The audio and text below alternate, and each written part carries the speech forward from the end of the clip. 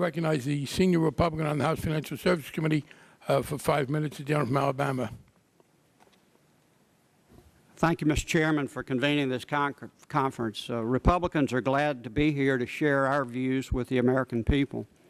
The legislation we are considering is not based on the tradition of opportunity, innovation, competition, and personal responsibility that make this the strongest and most resilient economy in the world. The President tells us that government cannot and should not replace businesses as the true engine of growth and job creation. However, the policies of this administration and this legislation all elevate the role of government and diminish the role of individuals and companies to make choices for themselves, and having made those decisions, assume responsibility for those choices and succeed or fail as a result. If you take away the opportunity to fail, you also take away the opportunity to excel. And just as in the past, this is all done cloaked in the language of protecting us by empowering the government to decide many of the basic aspects of our life.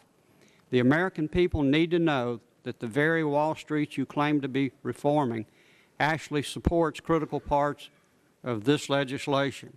It's Wall Street, not House Republicans, who support the majority's permanent bailout authority, guaranteeing mega banks will only get stronger and more powerful with the bailout authority this legislation institutionalizes.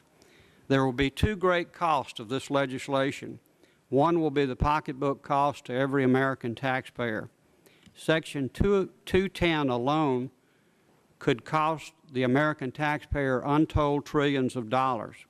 It allows a government agency to borrow 90% of the fair value of a failed firm's consolidated assets. As this graphic shows, for the 6 largest financial institutions alone, this would amount to more than $8 trillion that our government is authorized to borrow. It is difficult to imagine a greater cost than this, or greater exposure to the taxpayer. Nonetheless, there is one: the cost to our citizens of freedom. No one argues there's no role for the government to use legislative authority to protect individuals. Consumer protection is important. The question is, how and to what extent should that legislative power be exercised?